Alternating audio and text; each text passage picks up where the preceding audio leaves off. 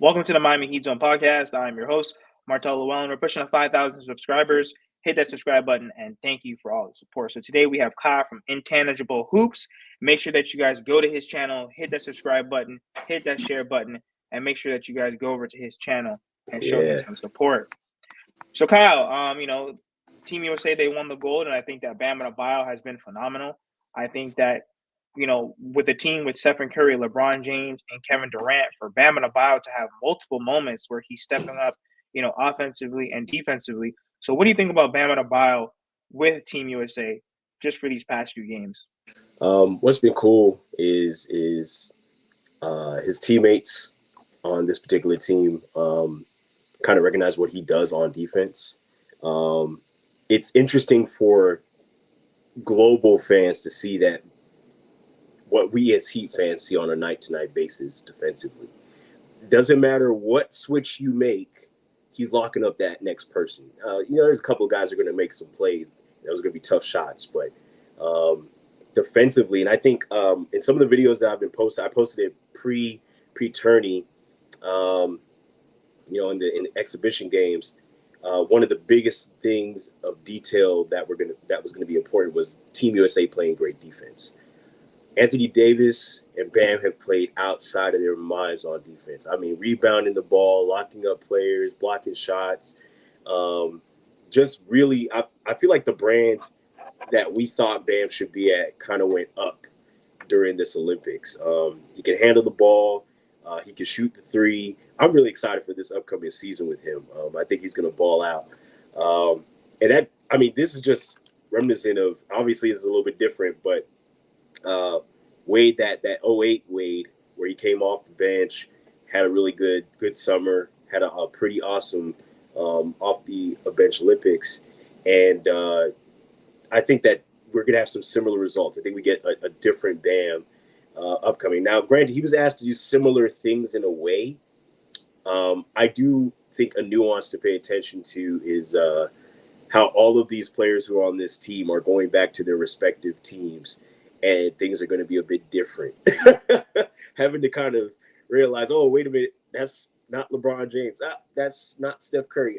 That's not KD.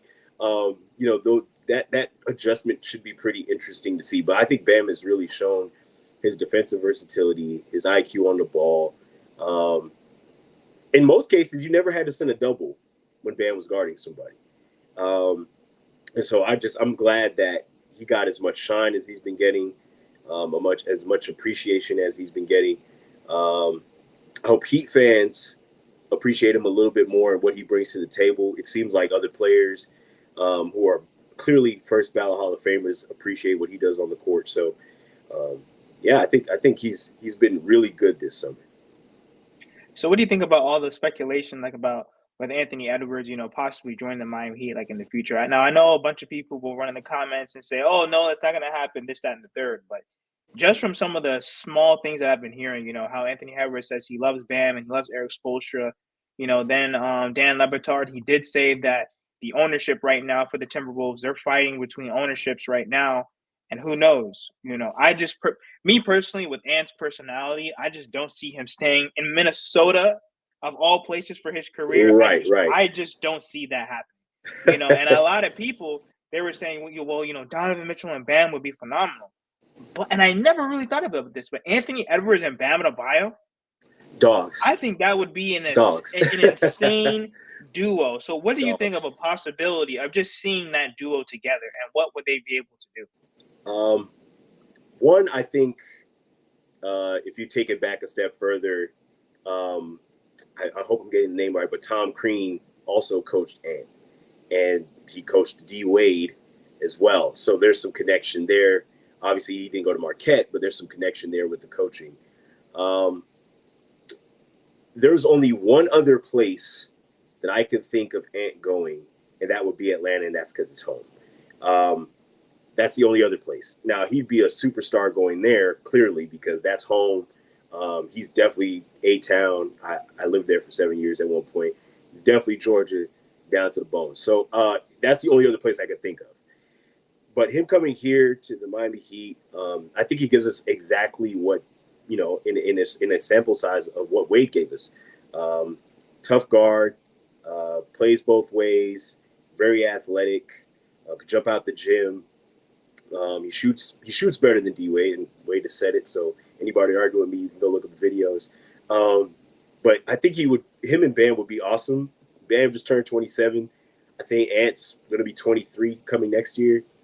So there's a little bit of age gap, but I think both guys are tough players. They put their heads down and get to the basket. I think as Bam's skill continues to grow, and Ant is already to me ahead of the curve, making as far as he did within the playoffs, kind of being the dog on his team and the leader on his team to a degree. I think that him coming would be interesting. Now, I'll never say never, because the Heat had LeBron James, Dwayne Wade, and Bosh on the same team. Obviously, the cap space thing and all that type of stuff was different then. There were some things that sacrifices were made, but I think Spo got an 8-year deal, so clearly he's going to coach for a while. I love Jimmy. He ain't going to be on. I mean, I people talk about Kawhi, but Jimmy's the next person we may see around, but he won't be anywhere near basketball when he's done. When he retires, he'll be all over the place. So whenever he decides to hang it up, we're gonna need somebody else to kind of run with Bam. I don't know what leaps Jaime takes. I don't know what leaps Jovic is going to take. I don't know what those leaps look like. I do hope that they're big leaps. But overall, to have another guy who kind of fits that mold and really puts the Heat in a title contention perspective. He's played with big man before with Gobert and Cat. Both guys talented in their own rights, but I think Bam is I don't know. I mean, I'm sure you've seen every photo, every hangout. I mean, it would be Bam and Ant. So I don't know what. But that's the thing, Kyle. That's the thing. There's a lot of people, they want to run to the comments. Oh, it's not going to happen. Oh, he just signed a 5-year deal. People don't understand the relationships like that. It starts from Team USA. It starts from playing with these guys. It starts from playing with Eric Spoelstra. Like, people don't realize those are the moments where, how do you guys think that the Big Three formed? From all those scenarios, from playing, Team USA, or from the off season. And it's like what you said. You see who's close by all the photos.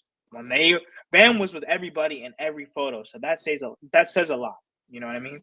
Now, looking forward to the season, what are you really looking forward from Tyler Herro? Because, there's a lot of people that tell me, well, we have 4 20-point per game scores, but we have to actually see that, like, in the box score. We have to see that work. So what are you expecting from Tyler Herro coming up this season? And how do you think the backcourt of Tyler and Terry is going to work? Because, those two are not coming off the bench. I don't care what anybody says. No, it's not. That's not happening. Yeah. It's not happening. Couple of things. In our first video together, we talked about Tyler, and my thing was, if you're going to say you're a dog, and you're going to put, you're going to say you're this, and you're in the same tier, and all that other conversation. Luka, Trey, and Ja, yeah. Yeah. You got to put the work in, and I need to see it during the season. I need to see it in the playoffs. I need to see you actually back up what you say. My hope is this, and granted, he didn't say this, but this is my thought process. For anybody who hasn't watched the Olympics, the gold medal game yet, let's just say Steph Curry is still putting in work ethic like he's still in 09. So for Tyler to feel like he's in that same stratosphere, because that's what you're saying to me when you say you're in the same with Luka, with Trey, with Ja. Those guys think they're in the same tier with Steph Curry. So what's that saying to me is I need to see the work ethic put in that translate to the court, because your work always shows up. It's going to show up on the floor at the end of the day. But I think he does put in good work, though. He puts in a lot of work. It's just, for some reason, it doesn't translate. It's just, it's not translating within the team. Right. I've said this before. People say that this doesn't matter, but as somebody who's trained a little bit, and as far as been around some athletes, when you put on muscle, it helps your game. Now, it doesn't need to be. He doesn't need to look like LeBron. I'm asking Tyler to put on, to get him to 270 pounds. That's not what I'm asking. What I'm saying is he needs to put on muscle in a way that helps him get to the basket, that helps him create shots, helps him play through contact, and play for the extended period of a season. That's what I want to see. He's 6'5". There's no reason not to get in that weight room and really put on muscle and really increase strength over this summer. He ain't been nowhere. Yeah, been nowhere. He went on team. He went on Team USA. He went. He went on run. Like I want to see him succeed because as a Heat fan, when he succeeds, we all succeed. So, But he's been putting it on. The thing is, it's to keep it on throughout the 82 game season. right. That's where it is. So he's been putting it on because you always see it, during the offseason, he's shooting and putting on size. But the hard part is to maintain that throughout the season.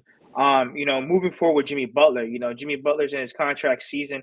And I know a lot of people are going to say, well, how will the Miami Heat stack up, like in the East with the Knicks, the Boston Celtics, the Milwaukee Bucks? You think that they're just going to go out like that? No, they got Dame. You know, there's a lot of teams right now that Right. that can compete with Miami, if not maybe even better on paper. I just think that you really can't count out this team because it's like what you mentioned. I think Jaime's going to take that leap. Yes. You Yeah. know what I mean? Spo, and I've said this before, Spo's not coaching a team to lose. I know that overall, at the end of the day, we would love for superstars to walk over to the Miami Heat. I think anybody would love to play for Spo. But at the end of the day, there are things that prohibit that. I think they're going to go with the granted, they're saying it's running back, but you and I have watched some pretty interesting Miami Heat teams. I mean, we had teams where James Johnson was the main star at one point, or part of a nucleus of stars, supposedly. So this team is doing something unique in the sense that they've gotten some guys through draft, through undraft, and have some guys on two ways. They've swapped some players out. They've got some guys that I think are going to likely be moved for pieces, depending on whether or not an opportunity shows itself.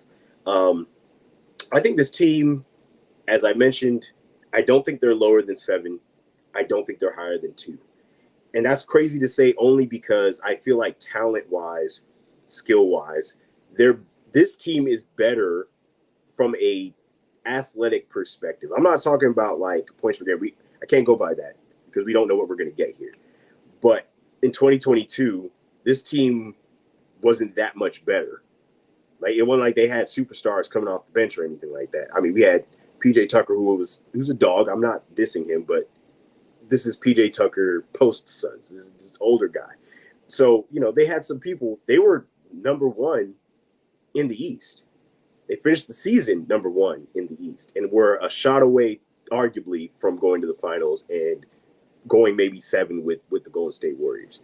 So, to me, you can't count them out.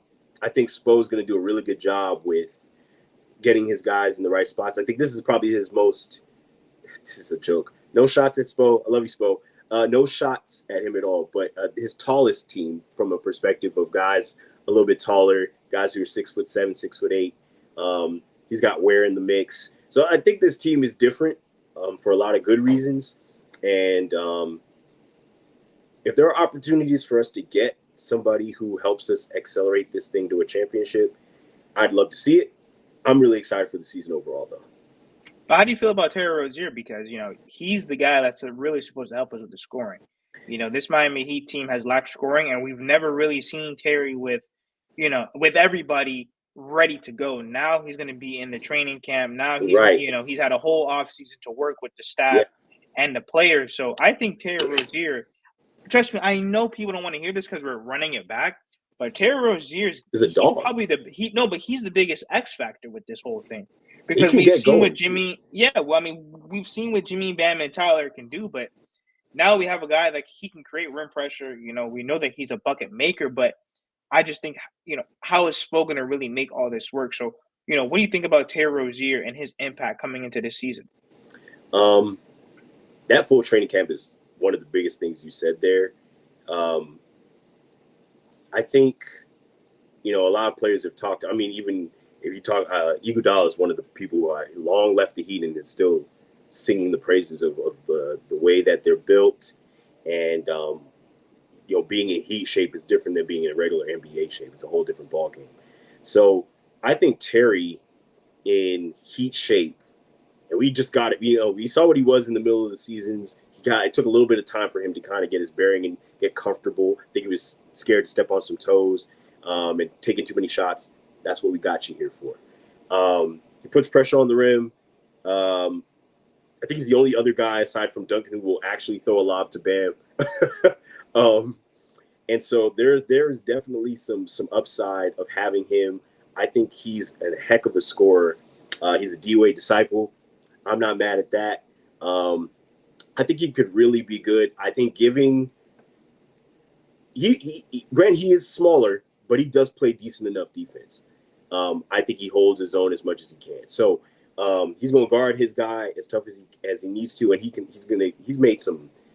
I think it was the Cavs game. He made some shots that I'm like, man, if this guy gets into Heat shape, I think he'll avoid whatever he was doing to get that neck injury. We have no clue. I'm not going to allude to anything, but I do think bring this whole team back. It seems like everybody's working. No one's taking the summer off. We just saw Bam get a gold medal. So I think that Terry's going to be really good. I think adding him and kind of mixing in this chemistry. It seems like he really wants to be here. He has 2 years left on the contract. I think that's one of the biggest things that I've kind of been screaming from the mountaintops is get guys that want to be here. Get guys who want to be here.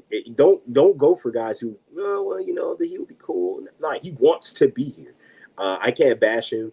And so I would love to see the work he's putting in, kind of show up on the floor this upcoming season. I think Spo's going to be in his coaching bag since he really hasn't taken any basketball time off. So, right before we close, what do you think about KEL'EL WARE? Because there's a lot of people that want him to start, which I don't think he's going to start, game one. No. I just want him to be big. I just want him to be athletic. Like, you know what I mean? We really need a bully next to Bam Adebayo, whether it's starting or just coming off the bench, because, this Miami Heat roster was terrible when Bam went to the bench.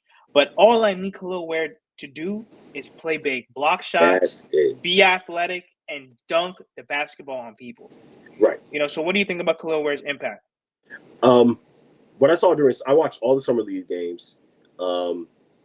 And I think we can relate here also in a multitude of ways, but that I'm a hoop head. So having basketball go straight from Summer League straight to the Olympics was, for me, I could not be happier with there being so much basketball. Team USA women's team tomorrow plays France as well. So there's some hoops there.